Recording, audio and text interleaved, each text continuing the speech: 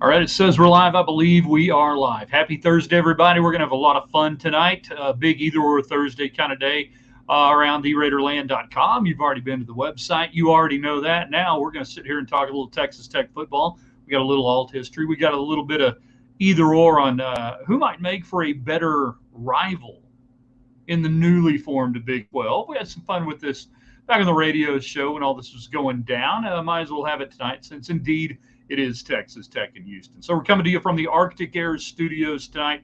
Glad you're hanging out with us. If you're joining us on Twitter X and or YouTube Live, we want you to use the United Supermarkets text line. It's real easy, 806-772-0197.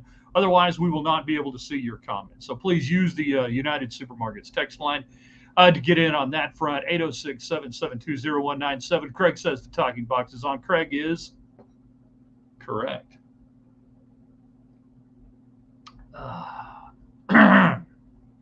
Chris is watching. Ryan is watching. Yeah, we got stuff to do. Oh, yeah, we're fixing all presidential debates, primary debates, presidential debates, everything going forward. This is so easy. It's so easy. A caveman could do it. Instead, I'll do it tonight. And we all know what the answers are. So get on the text line, 806-772-0197. Was over at United Supermarkets. I was at Market Street today. My basket was full. I got things I needed. Some specialty Chipotle queso, a few things like that.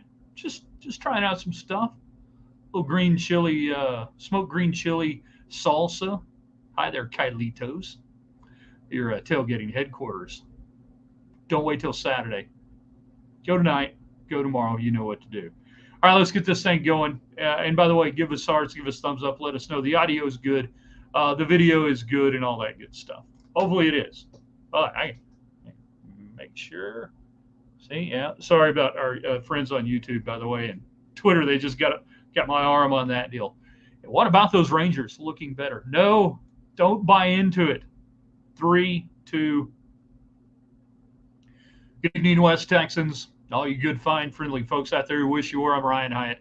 TheRaiderland.com, the website. You start your day every day there as well. You should sound off on the question of the day. Check out the morning hot links coming to you from the Arctic Air Studios. They've got that $79 well check that you can do right now, the fall check. You do the spring check. You know how it. Call the Bear, callthebear.com if your air is a little too Arctic in the coming days and weeks. Now, we're brought to you tonight by McAlpin Chiropractic. Kevin McAlpin, great Red Raider. He's worked with Texas Tech high level, particularly track and field athletes for a couple of decades now. If you are in need of chiropractic expertise, you're in need of Kevin McAlpin here in West Texas. And then by Domino's Pizza. Football tonight, we got a couple of college games. We got Lions and the Packers. First time, no, check that. Only the third time since Brett Favre became the starting quarterback way back when for the Packers that the Packers are an underdog going into a Lions game. The Lions didn't. Then this morning we thought Montgomery was out. We thought half the Lions are out. And then no, just kidding. So anybody who was up early today thinking they were firing on some really good information, about an hour later, you were not firing on good information tonight. So Domino's.com, get the app. Use the app. Tremendous savings on the app. You know how the app works. Get the app. All right, so tonight, either or question, which team do you think makes for a better Big 12 rival going forward, Oklahoma State or Houston? I've said before, Houston should generate much more sports hate, I think, for Tech fans than they do. But in looking at it, who would you go with, and why? Better out, either or on that. We also can just talk generic Texas Tech football. Thoughts, concerns going into the game. It's really weird sitting here on Thursday going, hey, this team's about a 7.5, 8.5 point favorite, depending on where you're looking. I haven't looked in the last few hours. I apologize. We should probably update that and see what the latest lines for Texas Tech and Houston have it at. 8.5 painted with a total of 51. You're 1-3. It doesn't feel like a 1-3 team, but it is a 1-3 team. And a guy we're going to talk about once said, "You are what your record says you are." We'll talk about Bill Parcells later on in the show when we get to the alt history portion of the proceedings, we will speak of Bill Parcells. But yeah, you're a 1-3 team. And even though you're a moderately prohibitive home favorite, I think we all know better than that, right? By that, I mean that it just doesn't roll out of bed and happen for you. Or maybe it does. It does for David Collier, KMEC 28 Sports Director. He rolls out of bed and things happen for him. Off the text line, brought to you by United Supermarkets, 806-772-0197.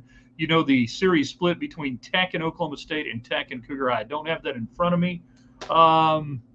Somebody will have to look it up. I could go to the media guide and probably try to find it, but it would take so long. In the diminutive, it's not even a media guide. It is a recruiting brochure with a media guide thing here that, I can't really read. Now, well, all-time assistant, all-time coaching records, game recap, year-by-year results, series maybe, got that in there, miscellaneous records, a lot of miscellaneous records, Tech and the Associated Press, bowl records, bowl history, series breakdown. Who did you want? You wanted Oklahoma State and Houston. Okay. Yeah, I'll do it. What the hell?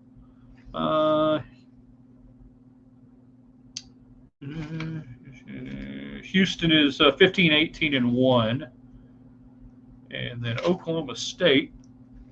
Would that be in the O's, David? I'm not sure where to look. Is that in the O's there? The O portion? 23-23-3. I thought it was real close on that. So yeah, slight edge to Houston, and then even with Oklahoma State. My work here is done. Thank you for coming by tonight. We appreciate you jumping in on the show. That's about all I really intend to do tonight. It was pretty good. Chris, I don't think Oklahoma State wants Tech to be a rivalry game. Well, Tech didn't want Oklahoma State to be a rivalry game. Tech didn't want Houston to be a rivalry. But guess what? You got to generate some sports hate for somebody. So who's it going to be going forward? Longtime Big 12 foe Oklahoma State, or former longtime, not really all that long. Let's see. Houston comes in the in the mid 70s to the league, so 20 years. How the Big 12 is 20, whatever, however many years now. The Oklahoma State, a longer conference opponent than Houston was, if you want to get down to it. That's weird to think about it that way. Yeah. A longer conference opponent than the Houston Cougars. Weird, huh? Yeah. Oklahoma State, they've been consistently good at a higher level. Dana is 3-2 at Jones Stadium, all wins with West Virginia. Dana Holgorsen is the head coach for the time being at the University of Houston. That was a big game for them last week. I'm not being funny here, talking about the Sam Houston State game. That if they had looked bad in that to a Sam Houston State team that scored, I think, 13 points on the year and has one touchdown, it came against Houston, he might not have made the weekend. That's how precarious it was. Off the United Supermarkets text line, either or Thursday. More sports hate. Who would you rather think a better rival in the Big 12? Texter, my gut is saying I hate Houston more. Now, let's not let our hatred of the city of Houston cloud this, or perhaps your hatred of Stillwater, Oklahoma. Did I see Tech will play A&M in a charity basketball game in Dallas? I hadn't seen that today. Really? A charity game, or is this like a real game and it's kind of a part of a charity deal? 5-4 Tech overall versus Dana. Who's more motivated to beat Tech, Neil or Dana? Probably equal would be my guess. Although, I mean, obviously it was Neil Brown's Super Bowl last week. Oh, the secret scrimmage. Okay. Gotcha. All right. I think yeah. So that is happening. I hadn't heard that confirmed. Or they were looking at trying to put something together like that. Well, good for them. I just didn't know. Is there a release I don't know about, David? Am I not on the full mailing list? I should be. I'm going to go back and look. Did I not get a release today?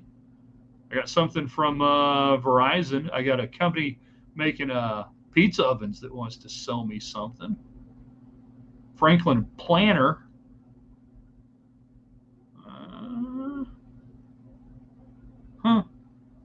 Yeah, Donovan Smith will be motivated. You would think so. You would think he'd be motivated. Well, that's cool. They got that done. 4:30. 4:30. Denton. Why am I not on the basketball press release thing right now? Or was it like a crazy video release on Twitter and I just wasn't paying attention this afternoon getting ready for this? Yeah. Either way. So either Oklahoma State or Houston, which would you consider a better rival opportunity going forward? I think for the most part, you're going to play. Oh, hell, who knows what the schedule's really going to look like because we're not even factoring getting in the ACC schools at this point. So until we get those schools in, we really don't know what this thing's going to look like. Hi there, Trace. Glad to see you're watching. As far as sports hate, still can't stand the University of New Mexico Lobos, especially in baseball. Should never play them in anything, ever, ever, and ever.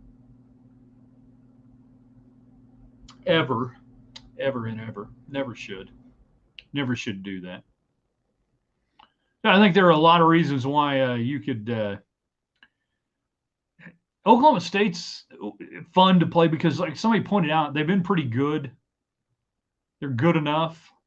We don't know what Houston is going to look like going forward in the Big 12. I have an idea, but we'll see what Houston looks like. Then again, there is the some would say ancient past history, but past history with Houston. It's in state, but it doesn't feel like it's in state. You know? Texter, the game, the Leach final year in 09 down in Houston, forever in my memory, pain. Yeah, Brandon Carter shares your pain. That was the beginning of the end, sort of the signs of the outward signs of the inward unraveling and some things that were going on there. Man, what a loss. Yeah, Houston, it's so far away. It's almost the way I am with UTEP. Yeah, you're in Texas, but not really doing anything. I don't know. I'm good with either one. And like I said, with the scheduling, I think it will depend on what Texas Tech ends up seeing year in and year out going forward. You know, there are a lot of people that want to make sure TCU's on the schedule every year. Baylor. I don't. And there are a lot of those people are where you got to have the Metro. You got to play in the Metroplex to recruit the Metroplex. I don't believe that either. I mean, you'll have some games there anyways, just by virtue. But I don't think you got to play those people every year. I don't buy that. And if I had to say every year, Oklahoma State and Houston, I think might be on top on that. Oklahoma State for competitiveness, higher quality opponent. Agree with you on that. You can join us on the United Supermarkets text line. You can, 806-772-0197. Easy to do. If you got thoughts on the actual game, we'll break it down more tomorrow. No high school football for me tomorrow, so we'll have a normal Friday broadcast. We'll do our score predictions. We'll get ready to go for Saturday. Yeah, you can always play ACC Power, SMU, and it's major conference team now. Scheduling Pod Tech, Oklahoma State, Baylor, and TCU. I think you end up going maybe west a little, but now who knows?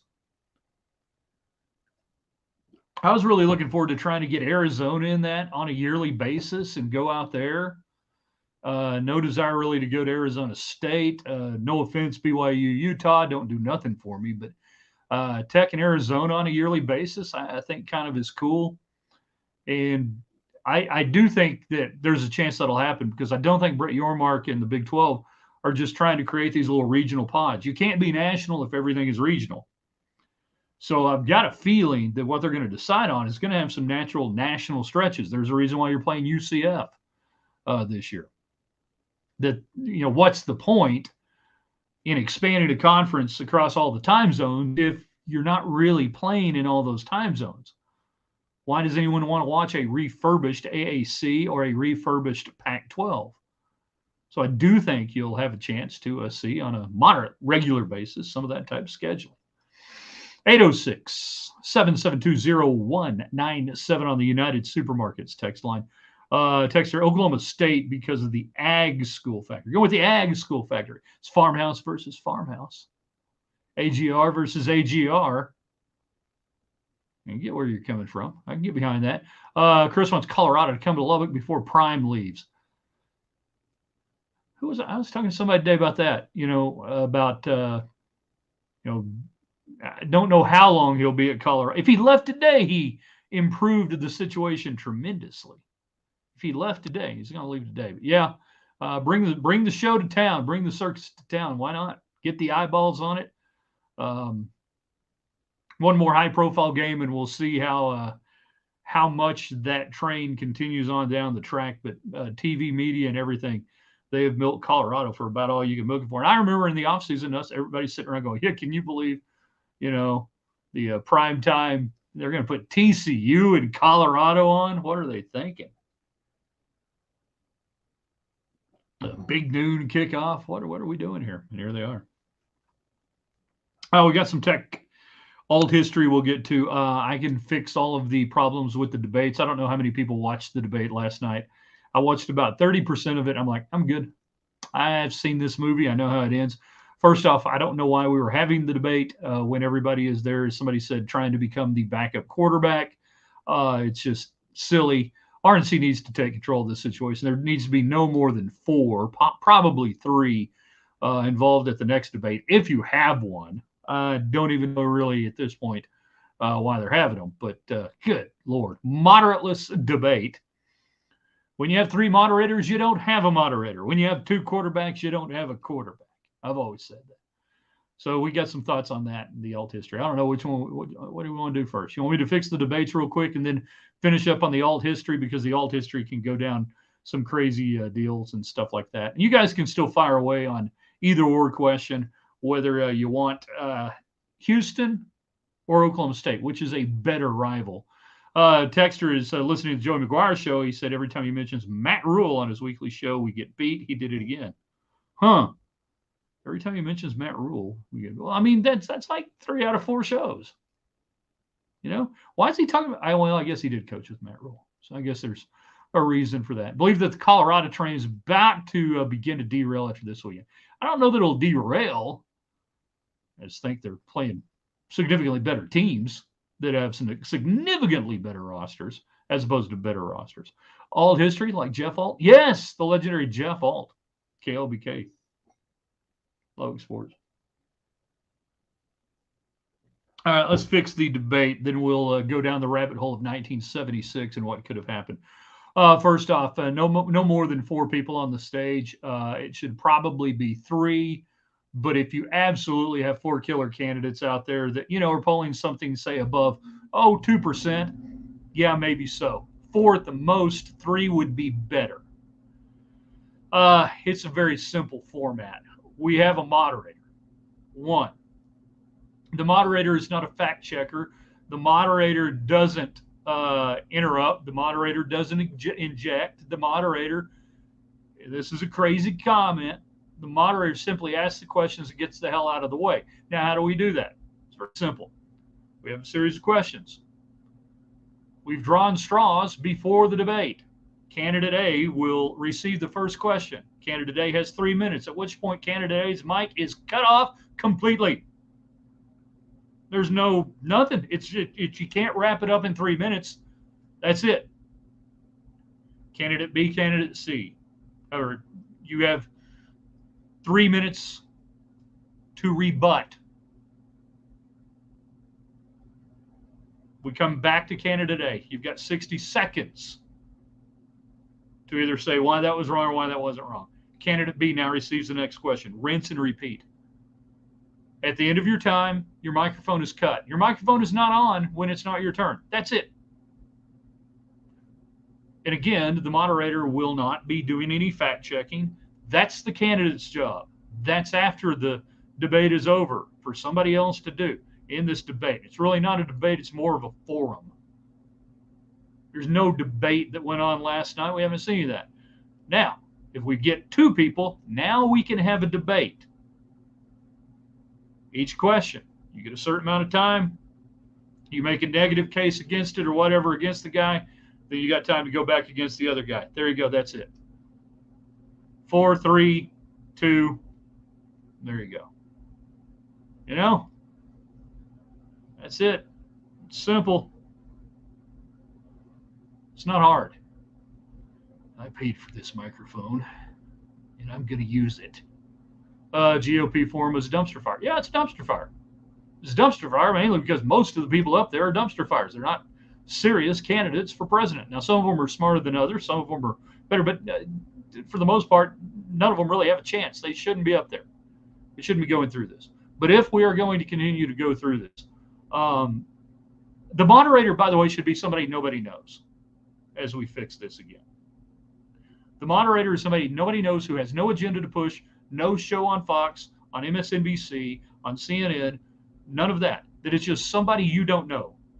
I don't care who it is, but it's somebody you don't know. And again, they're answering questions, and then they say, time's up, and your microphone goes out. It's really not hard. It's not hard at all on that. So that gets us to another thing. The problem, part of this has become now, particularly within the primaries, is that these networks are using these like a sports program to promote the network.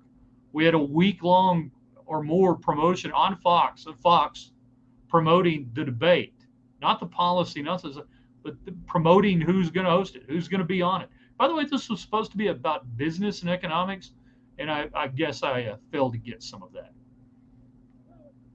Debate is one of the worst deals we've ever had. Not even a debate.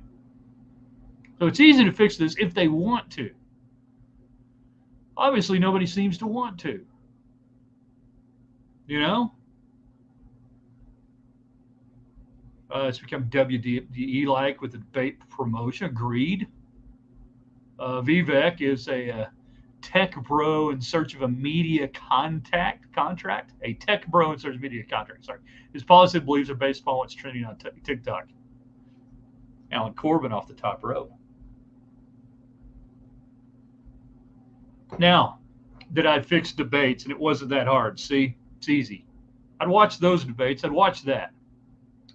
Could Hasty get in control of the debate? No, Hasty can't get in control of his own producer who wears sweaters every day and, probably eats a lot of hummus. Hasty can't get in front of that. We'd have no chance. I've seen Hasty try to do the local debates. He gets run over like a railroad track. He has to go to the cleaners after it's over to get his jacket redone. It's got so many skid marks on top of it. It's brutal. All right, let's do some alt history, shall we? You guys play along. We'll have some fun with this. We go to 1976, Greek queso dip. And one reason why Texas Tech fans should hate Houston derailing a magical season. Texas Tech up to 5th in the polls, undefeated, playing Houston late in the season. And, of course, we all know how it turns out. Houston ends up winning. Pass in the end zone intercepted seals the deal for Houston. And Texas Tech ends up one-loss season. They play a little bit banged up, but they play a really nice Nebraska team in the Astro Bluebonnet Bowl. And they get beat, and they end up 10-2. That's what happened. By the way, anybody know how many bowl games there were in 1976, 77? Total bowl games. Just somebody see if anybody can even get close here on total bowl games. 12 games. Yeah, there were 12 bowl games in 76 and 77. You guys look that up that quick? That's impressive. So the alt history is this. The pass is non-intercepted. The great season of 76 continues on for the Red Raiders. And they end up undefeated. They do exactly what they were doing. They win out. So now what happens? This is where it gets really interesting in 1976. You had your tie-ins with obviously your Big Ten and your Pac-8, your Pac-10. You had your bowl tie-ins up there. There was not a dominant, pure number one out of those two conferences late because Michigan, who had spent most of the year number one, would lose to Purdue the week, I believe, before, or maybe the week of, Texas Tech losing. So Texas Tech was 5. Michigan loses to Purdue. Their only loss of the season, regular season. So you don't have a title contender out of the Big Ten. I think there was maybe a 2-way or 3-way tie. They beat Ohio State. Michigan goes to the Rose Bowl, plays USC. So now Texas Tech would have moved up into the top four minimum. Top four minimum. You end up at that point, and this is where the bowl games get kind of interesting here. The Cotton Bowl becomes the premier destination. You know? Cotton Bowl becomes premier at that point. So who do you get? Well, the best team in the land that year, going into the bowl games, Jackie Sherrill's Pittsburgh Panthers, Tony Dorsett, Heisman Trophy winner. The Rose Bowl's locked. They can't get to the Rose Bowl. And going into the Rose Bowl was 3-2, Michigan and Southern California. All right? So you can't get into the Rose Bowl if you're Pitt. The Orange Bowl ends up taking Ohio State and Colorado. The Cotton Bowl, which is where Tech is now, Texas Tech would have been ranked third in the country most likely. The best bowl matchup, and to begin, again, the Cotton Bowl was open. The Cotton Bowl was open for you on the opponent. Pitt goes to the Cotton Bowl instead of going to the Sugar Bowl and playing against Georgia. So this is the first domino that begins to fall in the alt history. It's Texas Tech and Pitt. Texas Tech probably not playing for the national championship. Had they beat Pitt, it would have been hard for them to vault past either USC or Michigan, 2 and 3 playing in the Rose Bowl later on that day. Would have been interesting, even if you won. But in the alt history, Texas Tech doesn't win the game. And why do we say that? They don't win the game for the same reason they don't beat Nebraska. They're just not quite good enough. So it's now an 11-1 season. You lose to the national champion Pitt Panthers in 76. You come back the next year. I gotta move some of that stuff up. You come back the next year. Steve Sloan, hot commodity. Texas Tech, hot commodity. High preseason. Heisman Trophy candidate Rodney Allison. In the alt history the next year, and you've recruited like hell in spite of Steve Sloan. Because guys like Romeo Crennel and Bill Parcells are on the staff making waves. Future head coaches in the National Football League and in the college ranks. And in 77, in the third game of the season, you do not lose Allison to an ankle injury, at the hands of the Aggies. Instead of a 7-win season, you end up having another 9 or 10-win season. The Southwest Conference in 77 was not that good. Texas would win it as a 3-loss Texas team.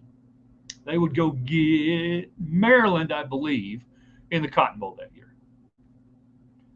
So now the trajectory is set. You may or may not win the Southwest Conference as a 9 or a 10-win team with a healthy Allison. Alt history, remember. The recruiting has stayed strong, and you're just hot. So the 77 season ends. Steve Sloan leaves like he was going to leave. Two things happen here with Sloan. There was a job that he desperately coveted, that he wanted more than any other job. And that was being held down by a man who was getting older and who was going to split a national title that season, 78, and that's the Alabama job. One of two things happened in the alt history. Steve Sloan leaves like he did anyways and takes the Ole Miss job. Why did he take the Ole Miss job? The powers that be at Alabama wanted their favorite son to go take that job to get ready because they knew he'd win at Ole Miss, and he'd be ready to slide in with SEC head coaching experience for the old man. Now, obviously, it didn't work out that way, did it? Or health concerns in the alt history. After winning the national championship, Bear Bryant steps down. He goes out a winner as opposed to the way he went out, which is kind of limping out. Not as bad as Woody Hayes, but he steps down 2 years early. Technically 3. 2, 3, yeah. 3 years earlier. And Steve Sloan goes to Alabama because now they figure, hey, he didn't need it. He's just taken Texas Tech to the de facto national title game. He's won the Southwest Conference 2 years in a row. They're looking at Coach Bryant going, I know you're winning, but it's time. Guns up and roll tide, said Joe Barnett. So now Texas Tech hires another coach, just like they did in real time. But in alt history, Bill Parcells does become the head coach. He does it. As Alan types in right there, Bill Parcells, instead of going to Air Force and becoming the head coach leaving Texas Tech, he is tapped to follow Steve Sloan and becomes the head coach of the Red Raiders in 1978. A couple of more great recruiting years, and it's Texas Tech playing for the national championship in 1980. In 1981, a huge run, and Bill Parcells leaves Texas Tech to the NFL, not to become the head coach of the Dallas Cowboys, but to become the coach of the New York Football Giants. After, much like Jimmy Johnson's college run, Parcells is the forerunner to Jimmy Johnson, but he does it at New York. The timing works out. And Texas Tech has one of the great, 10, 12-year runs, college football, the ascending arc of Texas Tech, because remember what's going on at the same time in the Southwest Conference. Darrell Royal is retiring. He didn't like it when they made freshmen eligible. He didn't like it in the early 70s when they put the scholarship limits in. Frank Broyles is leaving Arkansas at the same time, 76, 77. Lou Holtz, suffering Thuckatath, going to take over the Arkansas Razorbacks. And we're going to beat the hell out of Ohio State. But it's Texas Tech that uniquely positioned themselves in the early 70s with the Jim Carlin run, followed up by the magical 76 year that ends up in the national title game, backing it up in 77. And then one of the great football coaches of all time, Bill Parcells, rides herd in West Texas for about 4 or 5 years. And there you go. The alt history of Texas Tech. I hate to do that to Rodney. It's not your fault, Rodney, on the interception. It's really not. But the alt history of Texas Tech. In another universe, it plays out. In another universe, it plays out that way. And when we look back on history, history turns on things like that. History changes on things like that. Because Bill Parcells wanted to be a head coach. That's why he took over an Air Force program. He's there 1 year, wins 3 games. How would Darrell Royal, like in the portal, be like Mike Gundy and Dabo Swinney is what he'd be like. So who comes after Parcells? Bobby Lane. No. Lane, of course, wanted the job when they gave it to Jerry Moore. He fought hard, but Lane still would have had the same factors working against him. He just still could not get past the powers that be at Texas Tech, the wild drinking and escapades. And also, Bobby Lane is ill. By 82, 83, Bobby Lane is beginning to become ill, and he'll be dead by 83, 84. I'm trying to remember. Detroit hosted the Super Bowl. He was there for the coin flip. Was that 80, 82? Cincinnati, San Francisco. I don't think it's Jerry Moore. And this is where the farther you get down the alt history thread, who does it end up being at that time? Would you have stayed, who would have been on staff? Would you have stayed with somebody in-house at that point? You're a huge destination school in the Southwest Conference, soon to be put on probation. Does Grant Taft leave Waco and come home? That would have been an interesting call.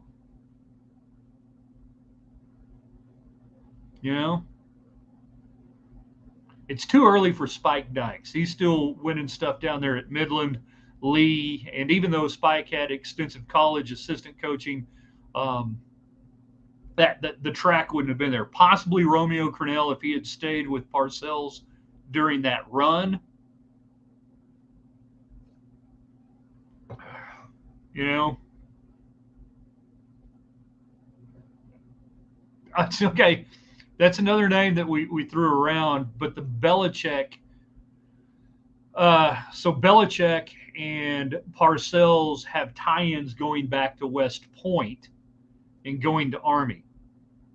There are the tie-ins there that maybe Belichick comes to Lubbock, and wants to work with Parcells and does it that way instead of working with him. Eventually, they're obviously in New York with the Giants, and then going on. So, for those who don't know, that's in West Point is obviously where Parcells and Bob Knight become friends and all that. That is, maybe, who knows? Maybe Parcells brings Knight to Texas Tech after Gerald Myers takes a job in the NBA, just like his predecessor did. How he got the job. But yeah, I've worked on the Belichick timeline. And Karen, it's been several years since I did this. You guys got to forgive me. I had to look back on a couple of things. But it's been about 10 years since I did this little deal. And of course, I can't find the exhaustive writing that I did on it. And Belichick hands off to Lou Saban's son, Nick Saban. Belichick hands off to him in 92, somewhere in through there, 94. And Nick Saban comes to Lubbock, Texas. It's not, and that's one of the things I love about alt history, and I do enjoy reading that, and whether it's, any time frame, whatever, all of the little splinter off what ifs. I mean, we're talking about what if, on that one game, the things that it could potentially set in motion. Look at your own life. Look at your own, look at real life in any way you want to do it. So that Texas Tech alt history, the juncture, the turning point games. And I know a lot of the younger folks look at it and go, what if Leach had been able to stay at Texas Tech? I really don't think things would have fundamentally turned out any different, by the way, on that. But, they'll look at that as Tech honors Mike Leach this weekend. They look at the Cowboys. What if Jerry and Jimmy could have got along? What does that all play out? In Dallas, it doesn't really change that much because the salary cap comes in and Jerry Jones can't handle it. So Tech takes a flyer on Jimmy Johnson, Oklahoma State.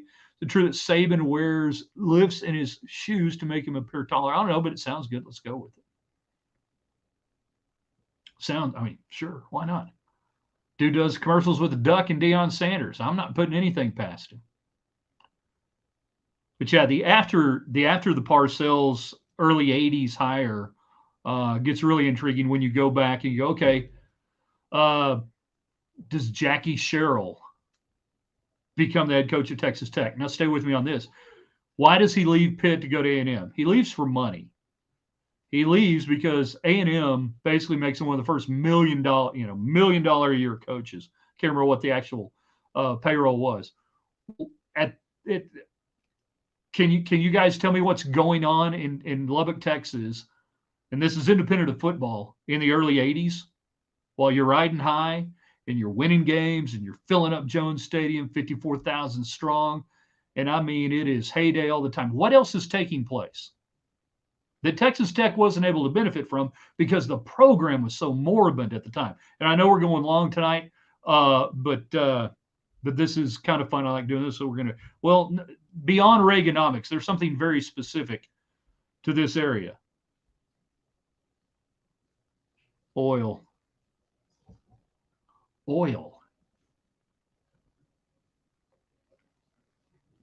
Slide Road was booming and South Plains Mall was a mecca. Yeah.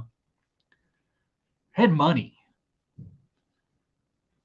And people would have been investing it and would have been spending. So when I say, okay, Jackie Sherrill goes to A&M, one of the hottest coaches at the time in the early 80s, he goes for money.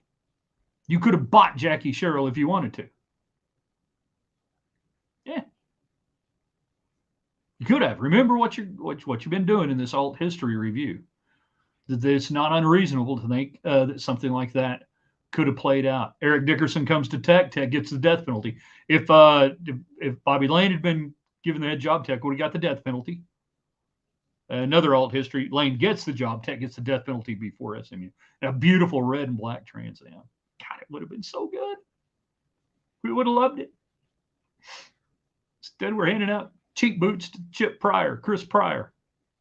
And we had the Brittany. So, yeah. No. That's the alt history lesson.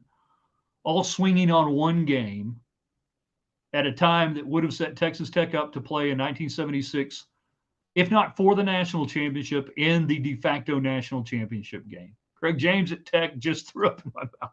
See, sometimes the good Lord protects us from certain things happening and taking place in the world of alt history. There can be reasons for that, right? It would have been something, and it's just, I'm sorry, it's just not that far-fetched. It's not that far-fetched at the moment, at the time, to see it. Dennis Erickson after Parcells running the one-back offense. So Erickson, I guess we're saying Erickson, instead of going to Washington State, coming to Lubbock, you know?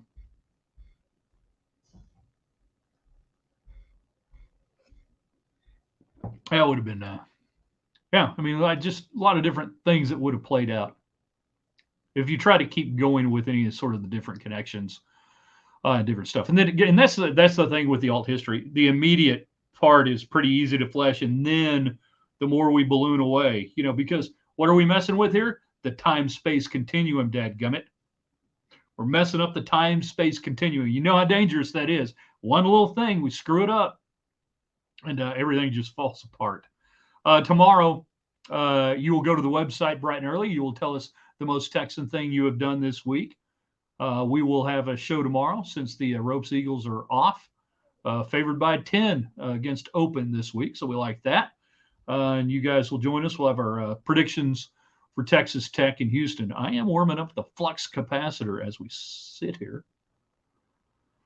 There would be lots of 30s for 30s on Tech. Yes, that would have been another one of the high points, low points, or otherwise. There would have been 30s for 30s on Texas Tech. Tune in basketball when I tell you the names that Texas Tech could have had instead of James Dickey. I was there. I saw the fax machine one day. I saw who faxed in their resume there in 1991. I know the truth. I know the truth, Gerald. I know what happened. Tech goes out of the box and hires Lavelle Edwards, and Ty Detmer comes to Tech to win a Heisman. Tark the Shark. No, it was not Tarkania. All right, we got to end the stream first off for our friends on Twitter X and on YouTube. You guys are awesome. We thank you for utilizing that United Supermarkets text line to get in. Do we end the stream? Yes. Waiting on that to end.